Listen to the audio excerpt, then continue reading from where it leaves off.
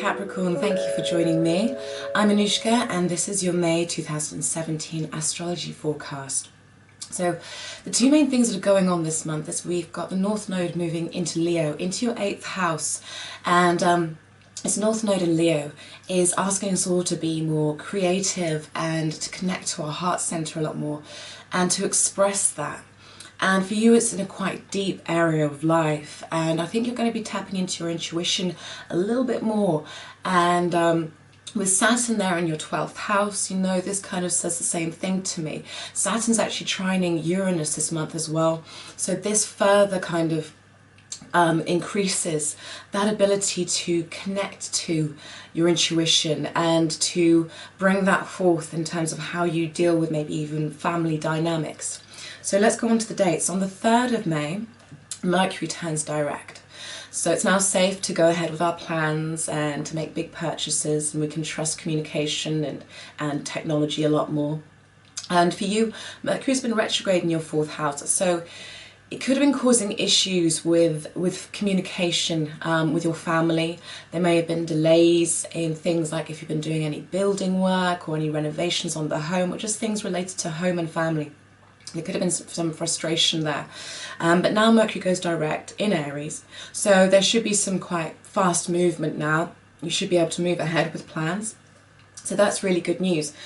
On the 9th, the Sun in your 5th house is trining Pluto, which is in your sign at the moment.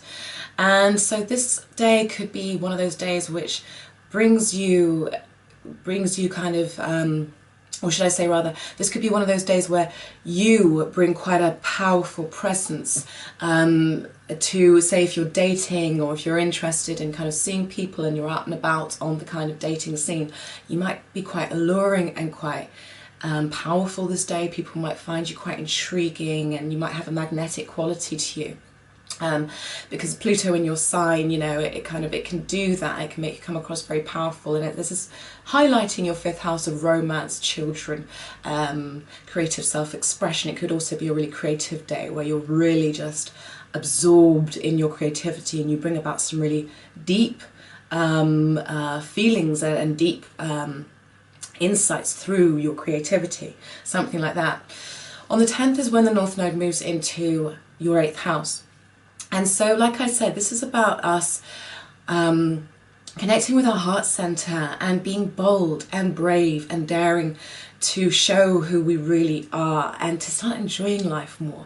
And for you, this is in the 8th house, which is the house of kind of what lies beneath, you know. It's the house of like in-depth psychology, and it rules the occult and death and rebirth, power, desire, lust, inheritances, shared resources, taxes, all the great stuff.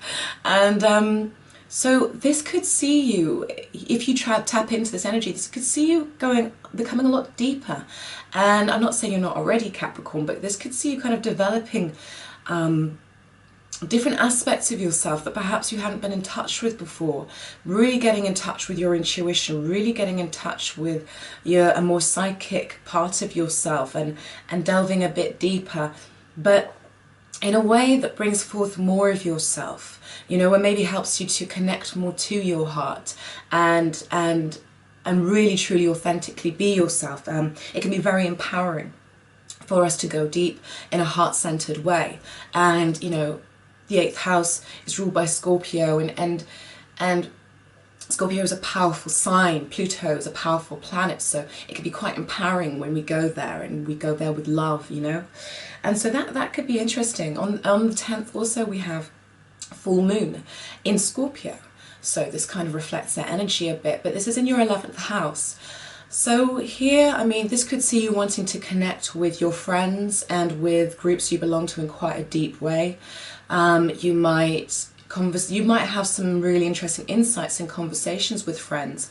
You might be talking about things that are really kind of, I don't know, things to do with power, control, or psychology, whatever it could be, getting insights into yourself, maybe through conversations with friends.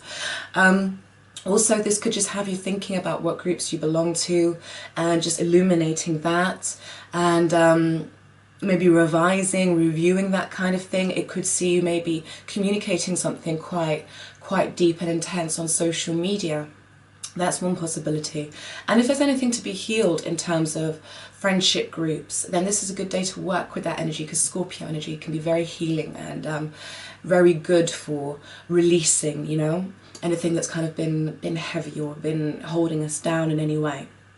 The other side of this is that you might just want to, what's the word? You might want to get carried away, or you might want to just totally, I can't think of the word right now. What's the word I'm going for? You might want to indulge. You might, because the full moon, especially in Scorpio, can make us want to indulge in things like alcohol or drugs, or sometimes escapist kind of things. So that's a possibility with friends. But maybe another way it could play out is maybe some sort of group activity of like transcendental meditation, that kind of thing. That's a way of, like, you know, kind of almost leaving the physical body, transcending, and you know, that could be another way. So I mean, it can go all sorts of ways, but that's a possibility. On the 11th, we've got Mercury in your 5th house, and that's conjuncting Uranus. Oh, sorry, Mercury in your 4th house, also conjunct Uranus in your 4th house. So this could be giving you interesting insights into home and family dynamics. You could have some quite kind of interesting ideas maybe about what to do around the home. Something, you might want to try something different, go for a different style of decorating or something like that. It's quite innovative thinking, you know, so you might come up with a good idea of how to maybe bring more value to the home. But this could also be in terms of your home and family, you know, your relationships with your family. So there could be very lively chatter, there could be a lot of communication and a lot of ideas being exchanged between you and your loved ones. It could be quite upbeat, a lot of mental exchange. On the 12th, we've got Mars in your 6th house, and that's trining Jupiter in your 10th house. And this is really lovely energy. So this could this could make the services that you give to the world more, it could be that they're more in demand, it could be that your popularity is growing in terms of what you do in the world, and suddenly you're kind of becoming more noticed, or more people are wanting your services. This could relate to your career and your what you do in the world. Whatever it is, there's some positive energy there, and you're feeling quite kind of driven to work towards something, you know, to work towards maybe expanding your business, or expanding how your business is seen, maybe reaching out to clients that you wouldn't normally, you know, maybe you're going to kind of advertise to an international market, something like that. But this is a positive day for work, for business, and there's support there for you in terms of the service that you give, whether you work for somebody or you're self-employed. On the 16th, Mercury enters Taurus, so it goes from your 4th house of home and family into your 5th house of fun, creative self-expression, romance, and you know, you might be wanting to, because Taurus is you know, enjoys the finer things in life, fine wines, good food, so you might be feeling like, you know, you want to just enjoy good wine, good company, and take a load off. You know, if things have been hectic for you, you might be feeling like, right, you know, I want to enjoy things a little bit more. You might be feeling a little bit more flirtatious, and if you're single, might be wanting to like reach out and communicate with, you know, people on whatever it is, dating apps, that kind of thing.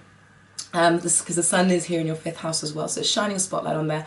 Yeah, and if you've got children, your mind's going to be on your children, wanting to spend time with them. And if you're partnered, you know, you might be thinking of ways to have more fun time together, to have more kind of just quality time, and maybe go back to doing the things that you used to do together when you were dating, that kind of thing. So that's really nice energy. That's on the 16th. On the 19th, that's when Saturn in your 12th house trines Uranus in your 4th house. So Saturn there in your 12th house is it's kind of bringing, it's bringing a light to it. It's bringing a kind of kind of spotlight to your intuition, and you might be finding yourself becoming more intuitive and becoming a little bit more clearer about who you are on a deeper level. And this could be translated into your kind of home and your family environment. You might be starting to see things differently. You might be starting to change your outlook and how you understand things in terms of your approach to your family. And family dynamics could possibly change as a result of this for the better. So this is interesting because it's positive change. Saturn trining Uranus is positive change, you know, and it's transitional energy, and it can bring order out of anything that is chaotic. And actually Saturn and Uranus make a grand trine with that North Node in Leo, which is in your 8th house, which is also a very private house. So this is kind of bringing intuition and bringing a different way of doing things and seeing things, and it kind of it's affecting your home life. Perhaps you're changing on a deep level, you're transforming on a deep level, and as a result how you're showing up with your family, within your family, is changing, and it's having a really positive effect on them. It could be that somebody enters the family that's rather unusual and changes the dynamics, but actually it's just what your family needed in order for you all to kind of maybe come together a bit more, or lighten up a bit more. There could be changes in terms of where you're living. You might move somewhere that you never would have considered before, but this actually really speaks to who you are, and it's really supportive to who you are, and you might be looking at that. So definitely there's changes, there's positive change going on in terms of home, family, your stability and your kind of inner world. So that's really lovely energy. And any planets that you have in fire signs, Capricorn, will be affected by this energy. So any planets in Leo, any planets in Sagittarius, any planets in Aries will be affected by this. Then on the 20th, we have the Sun going into your 6th house. So your Sun now shines a light on your day-to-day and your day-to-day activities, your health habits, pets, and the service that you give to the world. If you work in service, it's shining a light on that, so hospitals, restaurants, anything like that. And 5 days later, there's a new moon in this area of your chart as well. So this is if there's anything you want to implement health-wise, if there's any tweaks that need to be made, I feel like you're going to be feeling more likely to try different things, to try new things, you know, because it's in Gemini. So Gemini is a curious sign. It's willing to try different things, take in different new information. So you might be looking to implement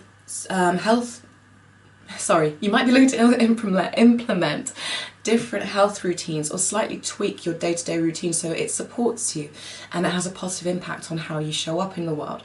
So this is a really great time to start that, the first 2 weeks after the new moon. So the Sun is there, Mars is there, and this new moon is in your 6th house, bringing energy, bringing light, bringing the focus and a fresh start to your health, your well-being, your day-to-day routine, pets, any situations with pets, maybe their health. You might get some light could be shed on that as well. So that's really positive.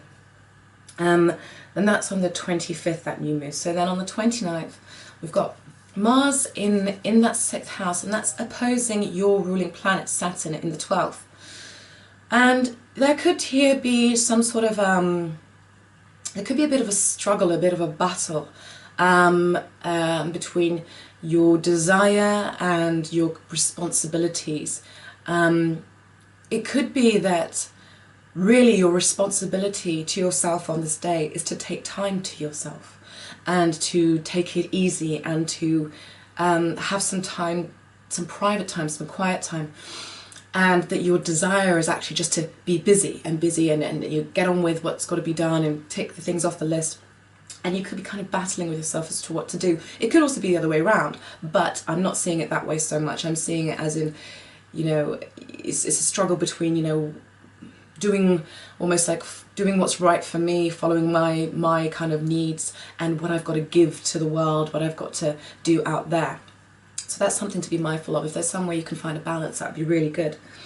On the 31st then, things get better, and we've got Mercury in your 5th house, and that's trining Pluto in your sign. So for those of you who are single Capricorn, this could be flirtation, you know, this could be flirtation. This could have you having an interesting communication with somebody, and your words could be quite alluring, or someone could say something to you that could kind of almost trigger something quite deep and profound and get you thinking about something in a different way, get you thinking about yourself in a different way. Or you could have that with somebody else. You could have quite interesting, powerful communication, and so that's an interesting one. That could play out very interestingly. If you're creative, this could have you feeling really, really inspired and coming up with all sorts of different ideas as to how to express your creativity, and really coming from a powerful place. So that's really lovely energy. All in all, I really, really like this month, and I think it's a great month for us all to reap some positive karma and really make some changes that are for the better, and that this energy is available to all of us to liberate ourselves from any old patterns in which we were stuck. So I really hope that's been of help, Capricorn. I'll be back next month. In the meantime, if you want to catch up with me, I'll be doing new moon and full moon videos. But until then, I really hope you enjoy May, and I will see you soon. Take care, Capricorn. Bye bye.